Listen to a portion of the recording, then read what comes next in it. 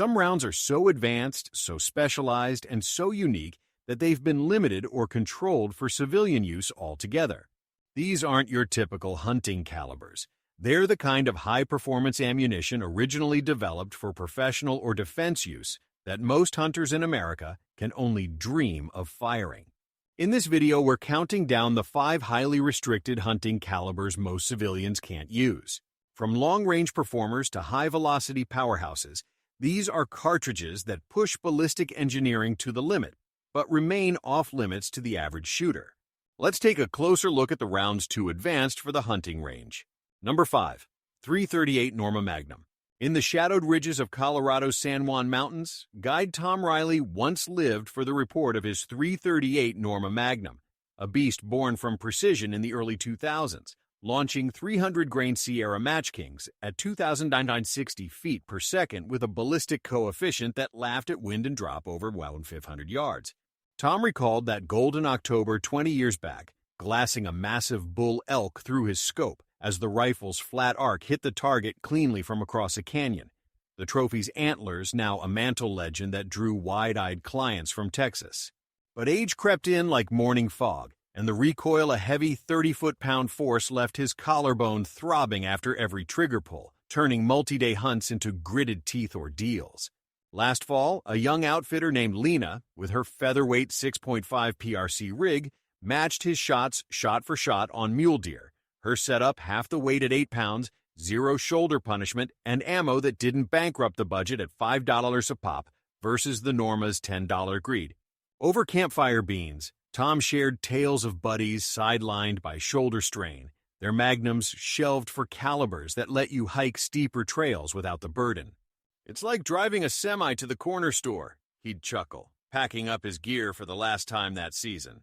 By New Year's, Tom's ad hit the forums, retiring the thunder-seeking something that shoots straight without pushing back. The 338, once king of extreme range pursuits, faded into collectors' whispers as 2025 hunters favored sleeker siblings, stories of weary backs and wallet woes echoing through the lodges like a fading echo. Number 4. 408 Chay-Tac. Deep in the windswept prairies of Wyoming's Thunder Basin, ex-Marine sniper Kyle Voss clung to his .408 Chay-Tac like a talisman from his desert deployments. The round's 419-grain projectiles cutting through air at 3,000 FPS since its 2001 debut, engineered for extreme range precision work beyond 2,500 yards where lesser calibers wilted. Kyle's favorite yarn was the 008 pronghorn hunt, belly crawling through sagebrush to take a clean shot on a speedster buck at 1,800 yards, the hit registering as a distant puff of dust that had his spotter whooping over the radio. But civilian life softened the edges. The rifle's 25-pound heft dragged on his aging frame during dawn stalks, and the 15 per round cost drained his checking account faster than a bad bet at the casino. Come 2024's opener, his neighbor's son, armed with a budget 300 Win Mag, bagged the same herd with half the fuss recoil like a firm handshake, not a haymaker, and trajectories that hummed along just fine under 1,000 yards for 90% of shots. Around the tailgate grill, Kyle swapped stories of squad mates ditching the beast for lighter loads after tours, citing the shoulder strain and the sheer overkill for whitetails that rarely tested half its reach. "They're built for elephants in turbans, not does in draws," he quipped, scrolling resale sites on his phone. That winter, the Chay-Tac traded hands to a collector overseas, its barrel cold as Kyle's new 308 whispered through the grass, easier on the joints and the jeans. As 2025 dawned, forums buzzed with similar confessions tales of garage queens gathering cobwebs, hunters migrating to pragmatic performers that balanced boom with bliss, leaving the 408's exotic allure to the history books and highlight reels. Number 3. 50 BMG, 12.799. Amid the rugged badlands of South Dakota's Pine Ridge, lifelong varminter Hank Kowalski revered his 50 BMG Barrett M82 like a family heirloom, the iconic 1921 vintage round, propelling 750-grain boat tails at 2,800 FPS to take out prairie pests from half a mile since its Barrett revival in the 80s. Hank loved regaling barstool crowds with the 99 Coyote Cull, perched on a mesa as the shot echoed across the valley, shards of rock and dust blooming like fireworks on the 4th. Yet, as ranch life ground on, the setup's 30-pound anchor pinned him to truck beds, not the fleet-footed treks of youth, and the strong 50-foot-pound recoil sent chiropractor bills soaring higher than the muzzle blast. During last summer's heat, his nephew arrived with a zippy .223 AR, popping the same varmints at 400 yards with the ease of cracking walnuts, ammo stacking cheap at pennies, while Hank's brass cost more than steak dinners. Over lukewarm beers at the co-op, Hank spun yarns of old squadrons mothballing the 50 cals for urban ops, too unwieldy for door kicking, their tails laced with laughter at using oversized rifles for small game. "It's the Hummer of hunting fun till the gas gauge blinks," he admitted, eyeing lighter legacies and catalogs.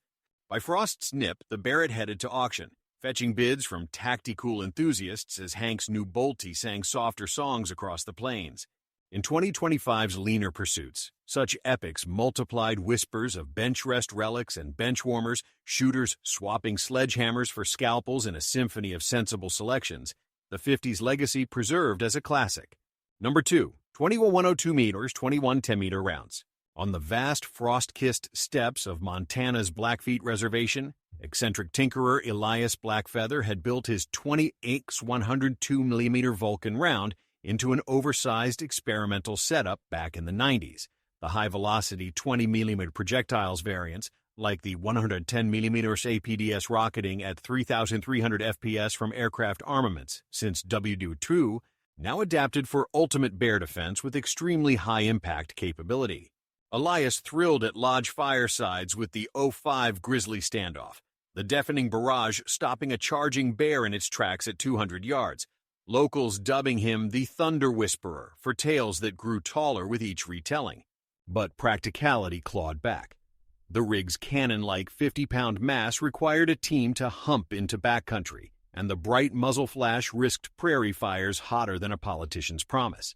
In 2024's melt, a Lakota kin with a modest 12-gauge slugger felled the same sows effortlessly, portable as a dream catcher, without the ATF side eyes or the wallet weep from custom brass at $50 a dream. Gathered by the sweat lodge, Elias shared lore of Air Force vets grounding their Vulcan dreams for family bows, recalling the extreme noise and impracticality. "Meant for skies, not stags," he sighed, sketching blueprints for something saner. Come equinox, the beast disassembled into parts for museums, as Elias's 3006 hummed harmonious hunts under the big sky. As 2025 unfolded, these canon chronicles cascaded fables of oversized firearms foiled by forest logic, adapters abandoning aerial excess for earthly elegance, the 20mm relegated to rotorcraft reminiscences. Number 1. Armor-piercing and incendiary rounds, various calibers. In the mist-shrouded hollers of West Virginia's Monongahela Forest, reclusive prepper Nate Harlan hoarded crates of specialized surplus rounds, everything from 30.06 to 7.62 NATO, core-enhanced and tracer-style rounds developed for early defense use, capable of penetrating hardened materials with precision. Nate's epic was the 12-bore chase, adapted loads penetrating thick hides effectively at 300 yards, his bunker stocked with stories that lured survivalist pilgrims seeking the edge in end-times epics. Yet, dawn patrols revealed the folly. The round's steel-jacketed fury mangled meat into waste, ruining venison vital for lean winters, and federal warnings followed from sporting use violations that chilled free-range freedoms. Last harvest, his trail cam's cousin, wielding soft-point 308s, harvested hams pristine as pork dreams, ethical harvests without the cleanup from tracer sparks.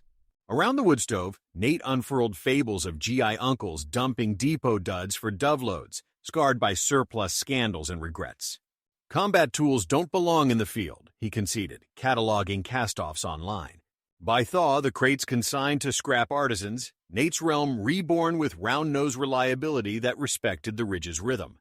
Through 2025's verdant vales, such sagas swelled narratives of enthusiasts mellowing to marksman modesty, the specialized rounds archived as classic historical footnotes.